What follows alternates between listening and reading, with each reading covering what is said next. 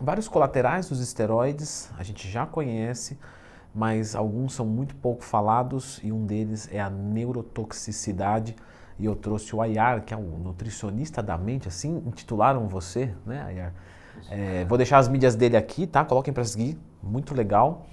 E vamos falar sobre esteroide. Então já clica no gostei, se inscreve no canal. Me fala, Ayar, o que você vê na prática? E eu também tenho bastante vivência disso, né? Observo muita coisa de alunos. E o que você vê do uso de esteroides e neurotoxicidade? Perfeito. Leandrão, vamos primeiro, né, explicar o que é uma neurotoxicidade, né? Legal. Primeiro, toxicidade, né, aquilo que o nosso organismo acaba, a nossa célula, né, e a gente está falando de neurônios agora, que nada mais é do que uma célula, só que a nível cerebral. Essa toxicidade a gente fala muito principalmente quando gera algo chamado de influxo de cálcio. Isso é por quê? Porque o neurônio, né, ele tem que gerar seu potencial de ação para ter comunicação, ou ele recebe a informação de outro neurônio, né, através de neuroquímicos, né, mensageiros neuroquímicos, neurotransmissores, que vão, então, ele vai receber essa informação e vai gerar, né, todas as informações ali a nível neuronal. É muito rápido isso acontecendo, mas quando tem muita atividade cerebral, né, muita atividade que a gente chama excitatória, muita atividade glutamatérgica, isso gera esse influxo de cálcio, né? O glutamato é um neurotransmissor excitatório, ele excitabiliza os neurônios para, enfim, pelo menos 50% do cérebro se comunica através do glutamato e quando ele recebe essa informação, ele gera, né, ele abre ali seus canais e gera um pouco desse influxo de cálcio. O que a gente não quer? O excesso. Porque a excitotoxicidade, então ela vai gerar a neurotoxicidade, que é basicamente intoxicar esse neurônio e ele vir a morrer. Só que quando a gente está falando de um neurônio morrer, a gente tem, claro, né, sua morte, todo mundo tem seus neurônios ali que morrem todos os dias, né? Também temos criação todos os dias. Então eu sempre falo que é uma balança de equilíbrio entre diminuir essa morte neuronal, né, e conseguir aumentar as conexões ali que a gente precisa. Beleza. Hoje, né, alguns estudos têm demonstrado, principalmente um de 2015, mostrou que, né, a decanalta de nandrolona, a DECA, mostrou que a neurotoxicidade que é gerada. E assim, a gente está falando de um dos hormônios mais utilizados, né, dentro do meio fitness, do cara que treina, marombeiro, né, às vezes a gente mesmo, né, questão de como atletas e tudo. E o que a gente tem que entender disso? Que, pessoal, né, hoje eu vou dizer que ainda a mais agressiva ainda é a trembolona, né? Mas, por quê? Porque não tem estudos em humanos, né? E aí onde está a DECA nisso? O que a gente viu aí nesse estudo, né? Oscilação de humor, né? Viu a psicose, viu facilidade, né? O adicto ali, né? Facilidade de ter vícios, oscilação de sensações de ansiedade, de estresse, que é gerado justamente por todos os efeitos que o hormônio faz nesse sentido. Esses estudos, né, foram vistos em ratos, foram vistos em pessoas que faziam tratamentos, e assim, a gente não consegue nem mensurar com a relação do que, né, se usa no mundo da academia. Até porque não tem nem a certeza que é aquilo mesmo. Exato. As dosagens costumam ser bem maiores e há uma confusão também do tanto de coisas usadas, né? Então a pessoa está usando ali uma DECA, um Matesto, coloca mais um de anabol oral de pré-treino, só que ela usa também um pré-treino com cafeína, e aí de repente ela usa uma droga recreativa, uma metanfetamina, alguma coisa assim, numa balada. Então assim, vira uma bagunça que a pessoa não sabe de onde vem. E as coisas normalmente se potencializam e se somam.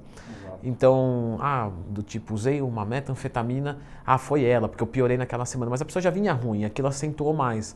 Aí ela tira e volta só a ser ruim, e não é muito ruim. E para ela já, opa, tá vendo, era isso. Só que quando tira tudo, muda completamente o comportamento. Eu vou te falar de uma pessoa, porque falou disso publicamente, que foi o William Martins, né? O William Martins é um atleta magnífico, inclusive vi ele hoje. Enorme. É gigante, cara, absurdo. E ele mesmo falou, né, que quando ele estava sobre os efeitos da trembolona, ele ficou apático. Exato. Apático do ponto assim de se ter e ele usou essa palavra, se tiver um cadáver no meio da rua, eu pulo o cadáver. Eu vi um amigo que eu gostava muito, eu virava a cara para não dar oi, porque você fica mais introspectivo. Exato. E o mais legal do relato dele, né, ele falou para mim, eu estava normal. A hora que eu tirei, eu falei, nossa, olha como eu tava. Então assim, pessoal, a gente está aqui falando, não é porque a gente não quer que ninguém use hormônio, não é... Não, a questão é É que é para vocês entenderem que a gente está realmente assim, querendo melhorar a vida de vocês. Eu sei que pode parecer altruísta demais, principalmente se você vive num mundo egoísta, mas é a verdade. Então, às vezes você não está percebendo o que está acontecendo. Na verdade, a maior chance é essa, né? Imagino que na sua prática clínica, a pessoa vem e fala que está normal. Digo assim, razoavelmente normal, só que você vê que ela está arrebentada. Exatamente. Então, o que a gente consegue ver desse estudo, né? Que mostrou justamente o mecanismo, né? Possível mecanismo, na verdade, né? Que são o que a gente chama de receptores NMDA. No nosso cérebro, nosso neurônio, né? Tem receptores que recebem, então, aquela informação do neurotransmissor, né? Ele tem que se ligar, se encaixar ali e propagar aquela informação. E justamente foi visto, né? Que é aumentado justamente a atividade desses receptores, aumentando justamente esse glutamato que eu falei no começo. Então, foi o quê? Esse excesso, né, de excitabilização neuronal. Por isso que, sim, eu sei que todo mundo aqui já usou hormônio, né? Eu mesmo fui atleta durante um bom tempo. Então, você sabe que você não está normal. Você sabe que você está diferente. Você treina melhor, cara, não tem o que falar. Você treina melhor, você está mais forte, você se recupera melhor. Todos esses efeitos, você sabe que não é o seu natural. Isso é óbvio, a gente fala, né? Não é natural mais, né? O cara está hormonizado. E falando sobre isso, o próprio neurônio, ele não entende muito bem o que é aquela substância, né? Mas ele está mandando aquela informação. Qual que é o problema de fazer isso? É que justamente esse efeito que você falou, essa apatia, uma coisa chamada de anedonia, que é a ausência de sentimentos, que é isso que, né, que ele falou, que é basicamente, para você tanto faz, tanto fez. Então, se você viver hoje, ou se for, tá tudo bem, né? Ah, mas tem filho, tem esposa, mas naquela hora, às vezes, você não liga, você não sente. E é isso que é perigoso para o pessoal que entra nos hormônios. Isso somado com um carboidrato baixíssimo, é uma destruição, assim, absurda. E a gente está falando, por exemplo, de uma DECA, que tem tratamento medicamentoso, tem um tratamento ali numa dosagem baixa para uma artrite, para uma artrose, que sim, tem prescrições, por isso que a gente consegue, né, ver mais estudos. Mas quando a gente leva isso para um nível de uma trembolona, que nem tem, né, estudos para isso, a gente sabe que elas são da mesma família, né, 19-nor. Só que aí, quando vai para a trembolona, a gente nem tem estudos para isso. Por quê? Nem para ser humano estar usando. E eu entendo que tem muita gente que usa. E entendo que tem muita gente no meio do bodybuilding usando. Só que tem uma coisa, se não existe nem na parte para a questão de humanos, o que será que estamos usando, né, dessas pessoas? Da onde está vindo? Né? Porque tem também esse risco, né? Porque a gente não sabe. E ali o que está dentro, né, presente nos hormônios, às vezes o cara está cozinhando na cozinha dele, uma higiene totalmente péssima. Se é que tem aquilo, metais pesados. Teve atletas, né, americanos ali que foram internados por causa de intoxicação de metais pesados, porque tá ali o cara cozinha numa panela que não é para ser feito aquilo é para ser feito no laboratório, tudo certinho, obviamente, né, não é como é, mas é como acontece. Né? Tem muitos casos também de pneumonia, e o pessoal fala, nossa, é que baixou a imunidade e tal. Pode ser que uma bactéria entrou diretamente no músculo e se alojou ali, como não passou por nenhum trato, né, gasodigestório, a bactéria fica pura ali. Então dá uma sepsia, uma pneumonia e, assim, não estou dizendo que toda pneumonia foi criada por esteroide, lógico, né? Mas algumas com certeza sim, tá? Não é tão normal você ter pneumonia hoje é uma coisa mais rara acontecer. E o que a gente consegue... Porque tudo bem, vamos falar agora que é a verdade, né? Tem muita gente que ouviu isso, entendeu, não quer isso para a sua vida, não quer fazer essa escolha, vai diminuir a dose, não vai usar, beleza. Mas tem os que vão continuar usando, certo? Porque precisam, porque querem. Tanto faz o que a gente está, com quem a gente está lidando, né? Mas o cara que vai continuar tomando, como que... Amenizar, né? Os danos. Como amenizar. Perfeito. Como eu te falei, Leandrão, então se está num efeito, por exemplo, num cenário normal, né? A pessoa natural ali, que está com o seu equilíbrio ali entre plasticidade, né? Criação de novos neurônios e a morte neuronal ali acontecendo da natureza humana, beleza, está aqui, né? Essa balança está mais positiva. Só que nesse caso que a gente está falando, a balança está, o efeito o quê? Morrendo mais e preservando menos. Beleza, então o que a gente pode usar aí de algumas suplementações, pelo menos, para amenizar o efeito, né? O básico, o pessoal às vezes acha que é besteira, ômega 3. Então, o ômega 3, principalmente o EPA, né, o eicosapentaenoico, um ácido graxo essencial para mecanismos inflamatórios do corpo. Então, conseguir reduzir o que a gente chama de inflamação e neuroinflamação, que é a nível cerebral, tá? A neurotoxicidade pode ser reduzida, né, quando a gente consegue equilibrar, bloquear os receptores NMDA, por exemplo, com a taurina em pó, é um suplemento que Quantos gramas para isso?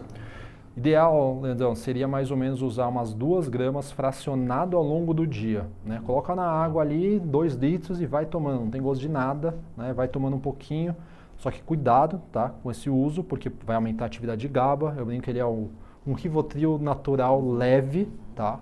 Então ele tem esse efeito. A própria L-theanina que a gente falou anteriormente é um suplemento interessante para isso. Os fitoquímicos presentes em cacau, chá verde. Então a alimentação do atleta ou de todo mundo não é só macronutriente, não é só aquele carboidrato, proteína, gordura e fibra. A gente tem que também entender que o corpo ele é uma orquestra, né? Uma orquestra perfeita. E que se a gente consegue pelo menos trazer alguns mecanismos anti-inflamatórios, o azeite extra virgem, por mais que seja uma gordura, é uma gordura muito anti-inflamatória, assim como o ômega 3. Aumenta as calorias da dieta? Aumenta, isso tudo vai ser equilibrado, né, com um cálculo ali calórico. Beleza, alho, azeitona, cebola, quercetina, maçã, as frutas, né, tem vários polifenóis ali que vão trazer uma microbiota mais saudável a conseguir fazer com que module mais essas ações inflamatórias do corpo e também reduzir essa parte de neuroinflamação.